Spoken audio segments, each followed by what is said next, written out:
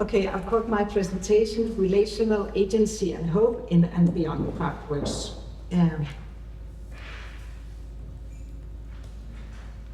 So, relational agency and hope. There's a quote here: society does not consist of individuals, but expresses the sum of interrelations, the relations within which these individuals stand.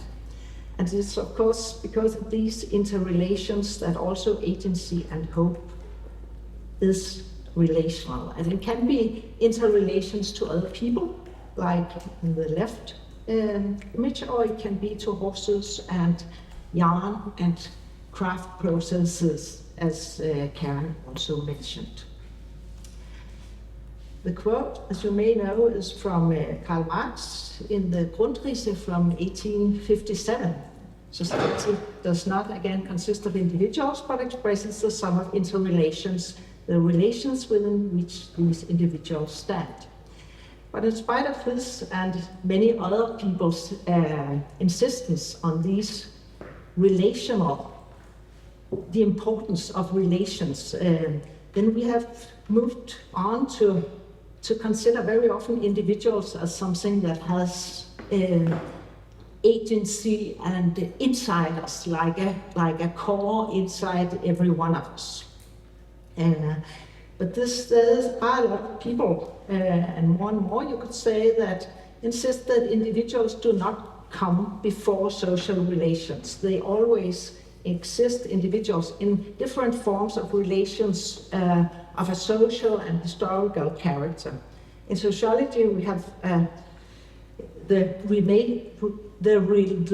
relational sociologists. For instance, Ingerbeier has written a manifesto for relational sociology 30 years ago. And you could say that what unites them is this dictum that in the beginning there's a relation. But we also see it in physics. Cameron Borat, for instance, is one of the radical ones who says this: what matters then is the interaction as opposed to interaction, which presupposes the existence of independent, distinct, and separate agencies. So what matters then is the interaction, all the way through which distinct agencies emerge through their mutual entanglement, the process by which they are co-constituted. Is this mutual entanglement and how this process by which they are co-constituted, these agencies, that is what I want to explore in the next minutes.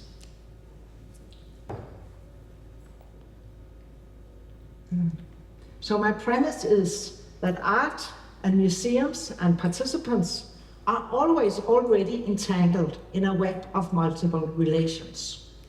But which distinct agencies emerge in the entanglement and how? And more specifically, which agencies emerge in data mirror and things matters, specific interactions with the world? And I will just say interactions, although I think I agree with Karen Borat on the interaction. Those specific interactions, Karen has told us about them.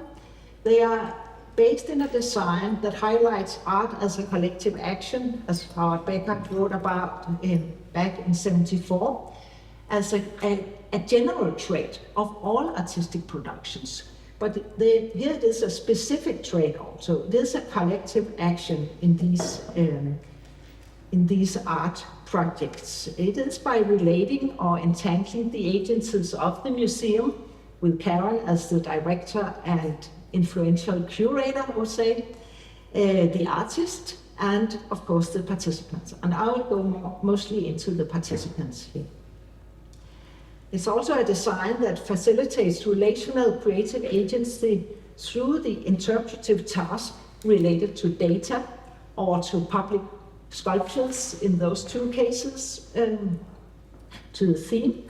And it is creative self-expression through the craft and decision-making, again in relation to the dogmas, the that each artist defines the dogmas, that you can only embroider, for instance, vertically and horizontally, and only using this yarn and this fabric, and also in relation to the interpretive task. So the artist makes, for instance, this design of the data mirror, and then all the participants, they contribute in the other project, in Things Matter, all those small knitted sculptures. So which agencies emerge in data mirrors interactions with the world? Well, the theme about data, it was a theme that many of them, and many of us, I imagine, feel alienated from. It wasn't a topic that those participants, who are mainly women, or almost exclusively women, and with a majority with women above 50 years, and many also above 60, I would say. Many of them, many of us, don't consider data as something we can really do something about, I would say, and I include myself in the group. Yeah, we can not accept cookies, etc., but that's more or less it. So the task here was to stitch your own data traces from Google or Facebook, and preferably, the artist said, stitch them in an abstract form. And they got this topic modeling with some circles and some words from their own searches. The potentials of the project was to challenge the conventional coding of craft as something soft, domestic, feminine, and data as something hard, technological, and masculine. And I think this potential was very important. And what Trapholt wanted to do, or one of the things Trapholt wanted to do, or the curator, was to question who can have a voice in relation to data, digitalization, and surveillance. What was missing then, when we saw the project unfold and when we received all the contributions, was a theme that really could benefit from the diversity and assets of the participants. Because many of them, they felt more or less the same towards data. They felt alienated, they felt, well, they didn't have those very diverse socio-political perspectives on data issues. A few of them had, but most of them didn't. So it was a topic that was quite distant from them, from their everyday lives, even though they all used Google and Facebook and so on. And when we read their contributions, their texts, the data theme was often reduced to, do I recognize myself in those words and circles that I had received from the machine that made it, that translated my data into a visual model? Do I recognize myself, and is this good or bad? Is it good that I recognize myself? Well, maybe it is, but then I've also been recognized by those who collect all the data. Or is it good that I don't recognize myself because then they don't know me? You know, it's but that was more or less it. Of course, there was also some experience of creative agency, and you have just seen the quantitative data that I will not go into. For instance, one writing here, I decided to start showing some of my creative artistic projects to the outside world to be more visible. And there was this experience for some of, more creative agency. There was also rebellion. There was someone not making abstract embroideries. There were even someone embroidering a penis. There always is, no matter the subject, they always appear. And I think it was, for some, it was also relatively uninspiring. There were some who wrote about that, to transform word clusters into abstract embroideries. And between just here under 4 eyes, I would say, it was the reflections, they were less interesting than in some of the other projects, simply. And again, I think it's because it was a theme that was at a distance from people, not because it was uninteresting people. Which agencies emerged then in things matters interactions with the world? Well, here the task was knit a public sculpture or monument from your local area and modify it according to your choice. The theme was a contested cultural political topic that could be met locally in people's areas. And the potentials was to invite, to reflect and act critically and creatively on public art, to become new cultural heritage actors, say, to provide new perspectives on recognized or hegemonic identities and values. So here there was a shift from interpretations of personal data, do I recognize myself, to public sculptures. And it was agency in relation to local conversations and communities, and sometimes also to art and cultural policies. There were actually some of these groups that were invited by the municipality to inform or to join discussions about the public monuments or sculptures in their areas. So it moved from the personal to the public, you could say. Then there was also some drawbacks. There were much less participants, 278 compared to the 600 something in the other one, and many of the other projects as well. And I think one of the reasons for this was that it was challenging. I could not knit a three-dimensional sculpture and make it look like something from out there, and I could not make a modification that would satisfy myself, I'm sure. And some of them gave up. But I also think that some of them gave up because it was too critical, it was too political, and not everyone liked that. Then there was something about the aesthetic value. The two projects have very different aesthetics, you could say. And would it look too much like a hobbycraft project? Was considerations on the way. Just give you one quote here to say some of the research that Karen mentioned. Uffe is finished. I made my modifications with the artist in mind. Tried to draw attention to the talented woman who made him. I was quite happy to learn more about her history. So I also replaced Uffe with AMCN, her initials. Now I want to read more about Anne-Marie Carl Nielsen. And this research, for some of them, it was very visible that it also continued after contributing the projects. Well, I think that's an important value in the project. And some of them said that when I see this agency in relation to art and cultural policies, there was one telling us about, well, now Trapholt feels like home. But also other projects. I went to Louisiana, and before I might have liked something, but not on such a qualified level. Things Matter makes me get a different approach than just thinking it's nice to look at. It does something to my aesthetic sense, and also my courage to actually voice it. There were a lot of alternative versions, and you've seen some of them before. I'll just let you look at them for a minute. Some of them inspired with some feminist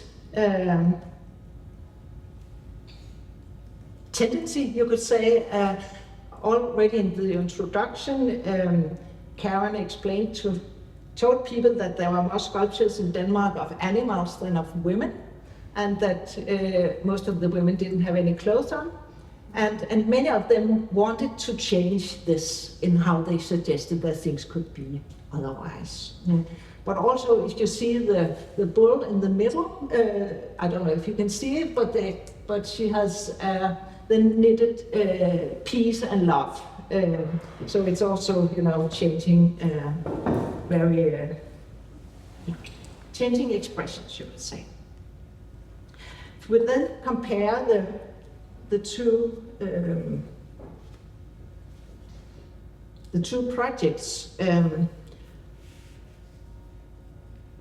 I think what is, I wonder why I like things matter better. And I do that for a lot of reasons, but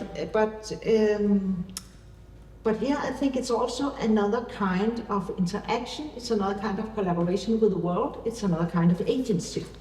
It's local knowledge on public sculptures, where data mirror has this general alienation from data. It's national and local gender inequalities they were asked to reflect upon and work on, instead of global abstract exploitation of my data, our data. It's social imaginaries instead of personal expressions, and they became critical creative actors, where in data mirror they were just creative, you could say.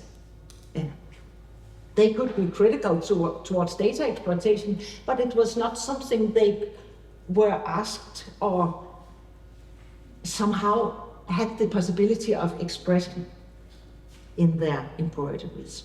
So there was this meso level of situated local, national, gendered interactions, instead of data mirrors more personal and more general global reflections, and particularly more personal. So the relations that exist in these projects, and this is where they hand in their contributions also to Things Matter. Or I can just read two of the quotes, number 2 and 4. I've noticed that sometimes when I see something that I've passed many times, then suddenly I start knitting it in my head. Or I will never just pass a statue unnoticed again. My brain immediately starts thinking of possibilities and modifications. And I think that is opening up for agency, it's opening up for some kind of hope also. There came many, they provided many alternative female perspectives on public art, heritage and identity, and they became visible in the museum, which is a canonized, established place of fine art. They had engagement, reflections, conversations on the theme. They built on their local knowledge on art, but they also enhanced this knowledge. And they strengthened their creative agency and creative critical agency, thinking how to knit and modify things. They got new relationships to Trapholt and maybe other art museums, and some kind of ownership. And then, of course, there's the question, does this give creative and political agency in other areas?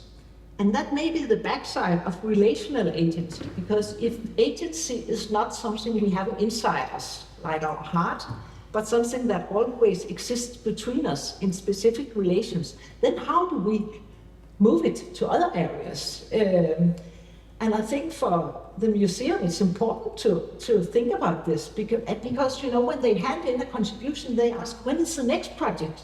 When will you do something next time? And they really, really like it. It's important for them in their lives. So if you enter into these relational stuff, then you also will get some kind of responsibility, and you have some potentials in continuing. But of course, it can also be a straitjacket for the museum to have to keep on doing those projects. But I think it is not easy to move agency from one part to the other. Say now, because you admitted this feminist thing, then you can make the world more feminist, for instance.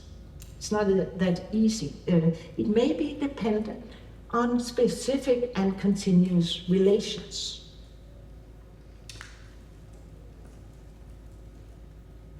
But then again, art is a resistance to, I cannot say that word, but you can read it, and it can be a vector of hope.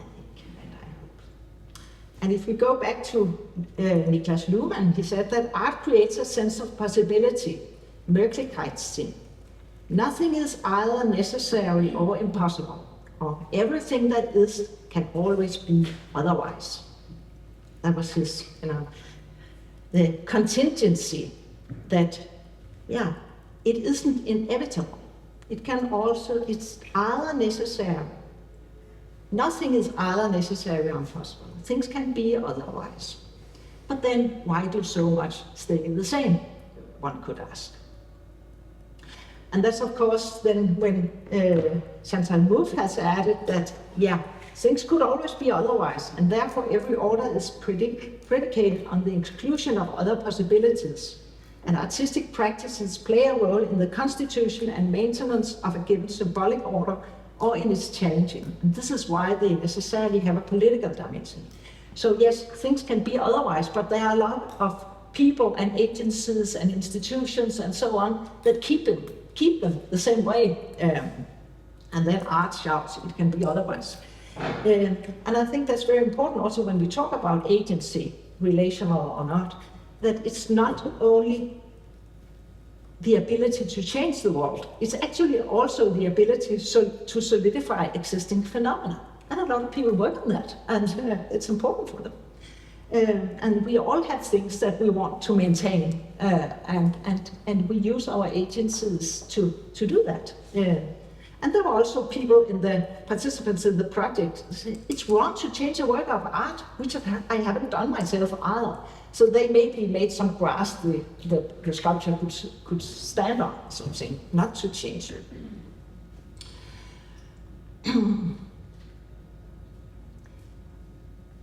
Then of course, there are more specific vectors of hope in art.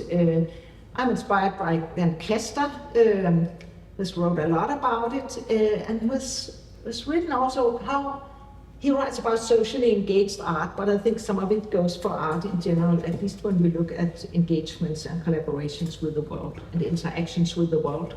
Because these interactions, they can be pragmatic. You can solve problems in the world. It can be diagnostic, where you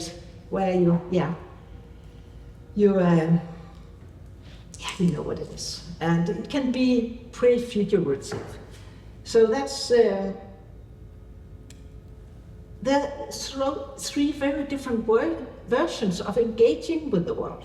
If I look at the two projects here, then I will say that, maybe Things Matter was more prefigurative, and Data Mirror was more pragmatic, and they could all both be diagnostic, but I think Things Matter came through with it a lot more. Van Kester has also made this preliminary list of how art can change the world. And the basic one is transformations in individual consciousness. That happens all the time. It happens when I sit at home in my sofa reading a novel. Prefigurative modeling.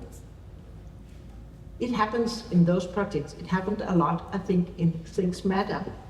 Transformations in cultural and symbolic discourse actually also took place. And the reshaping of spatial boundaries took place in some municipalities, I would say. It could be transformations in public policy even, where transformations in political regimes is not really in the horizon right now. So, I'm almost done. Relational agency. When I think about that, I think Birgit has a good point here, but also some of the other people writing about it. Let's say, it's not me against the world. It's not the individual against a social structure. That's not the way to conceptualize what we are involved in. It's not how things happen, simply. And the image of individuals confronting social structures that are outside of their control, like data extraction, is a powerful one. Because as a single individual, we do not create or control the patterns and processes that result from manifold social relations, such as the relations of capital and finance, the labor market, or global political conflicts. Of course we don't.